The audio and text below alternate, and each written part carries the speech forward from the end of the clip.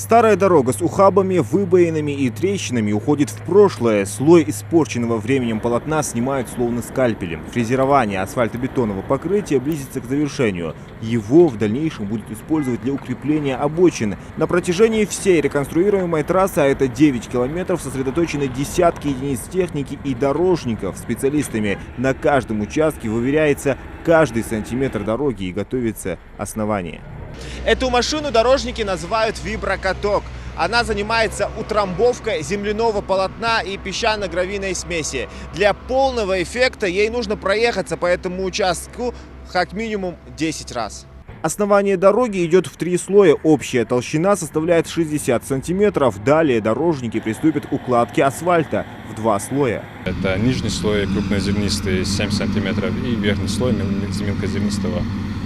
Из мелкозернистой фракции 5 сантиметров толщина у нас будет. И дальше уже обустройство дороги. Дорога относится к 4-й технической категории, имеет протяженность 9 километров у нас. Дорожники трудятся, спецтехника гудит, работа не прекращается. Старое полотно оставляло желать лучшего. Автомобилисты сталкивались с множеством проблем. Налаживание дорожной инфраструктуры было необходимо. Удобство и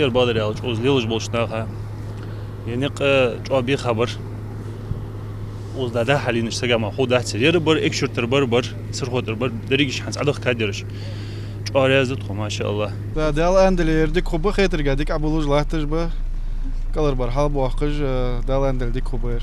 Капитальный ремонт автодороги Яндари-Сурхахи начался в конце октября. Работа проводится в рамках федеральной программы содействия развитию автомобильных дорог регионального, межмуниципального и местного значения. 1,9 километров тротуара, что было понятно. Даху светофорыж, знакыж, сигнальный столбикыж, барьерное ограждение худивее дал эндели.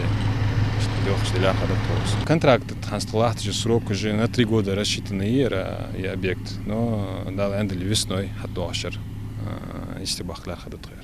Это можно назвать строительным бумом. В этом году уже удалось отремонтировать дороги Экажево-Алиюрт, Экажево-Сурхахи. В планах также ремонт трассы Сурхахи-Алхасты. Дорожная инфраструктура в регионе развивается стремительно. Так, Ингушетия заняла 1-е место среди субъектов России по реализации нацпроекта «Безопасные и качественные дороги». Все это стало возможным благодаря поддержке федерального центра и главы региона Махмуда Али Калиматова, который уделяет этой отрасли особое внимание. Зелимхан Кылоев, Ахмед Горбаков, Новости 24.